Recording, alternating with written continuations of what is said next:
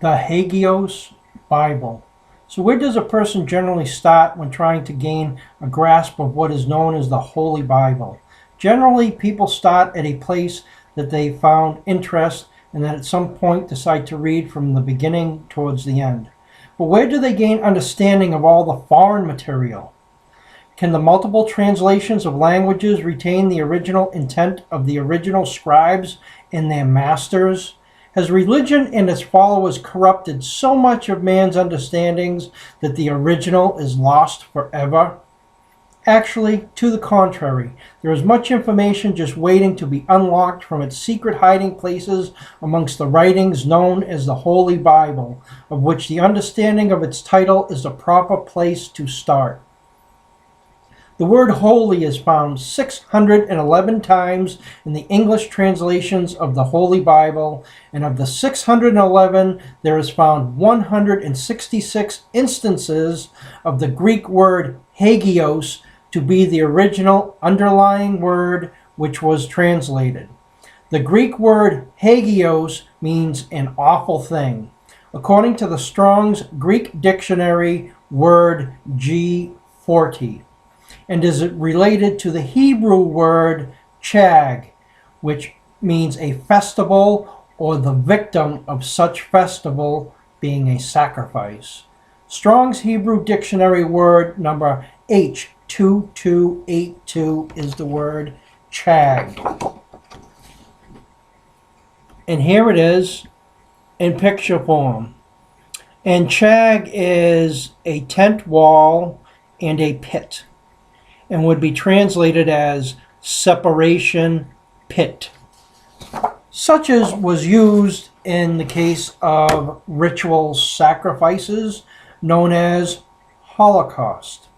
In the Hebrew law books known as the Babylonian Talmud, there is the writings known as the Tract Hagios, or Holocaust, which are the rules of Holocaust. Now, isn't that something to learn, that there are actual rules of a Holocaust? Now, you and I have known from more recent times about the name Holocaust and its association with an event of World War II where there were 6 million people murdered. But what people don't realize is that murder was a ritualistic sacrifice, and that's why the name Holocaust was used. So there are better translations of even the title of the Holy Bible that tell the story of its true meanings.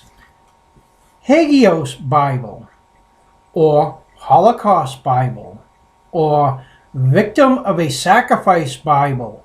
To be even more precise, Victim of a Sacrifice Babel, which would lead us to the next step of where to start, the Book of Haggai, which would seem most appropriate in order to gain an understanding of what these writings are about.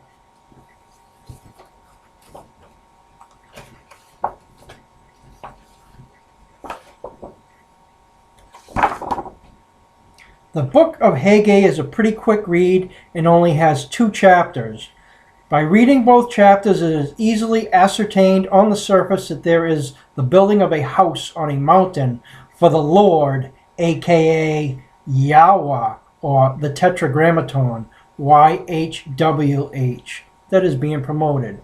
Now this Yahweh, or YHWH, the understanding of this is something that is kind of important, because throughout the ages people have named this the Tetragrammaton and set it separate from other words of the Hebrew language, which retained the original method of translating the ancient language as looking at each one of these symbols separately, like an anagram, the same way these pictures were just translated to you.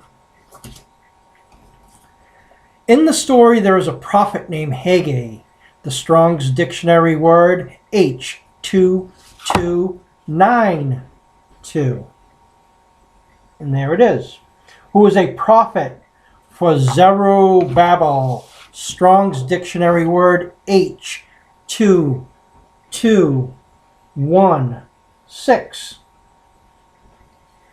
Haggai chapter 1 verse 1 describes Haggai being a prophet for Zerubbabel, which infers out of Zerubbabel comes Haggai. So what does Zerubbabel mean? Well, here's the pictographs. And that would translate as to cut off, person from household tongue, which was the story of Babylon that we read in the book of Genesis. And Haggai, what does that mean? Separation, pit, work. Which, as you see, it comes from the Chag or the Hag. The only difference is there's one additional picture. You have Chag and you have Chagay.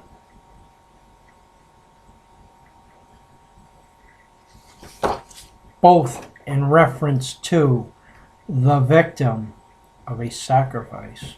So what does this tell us? This tells us that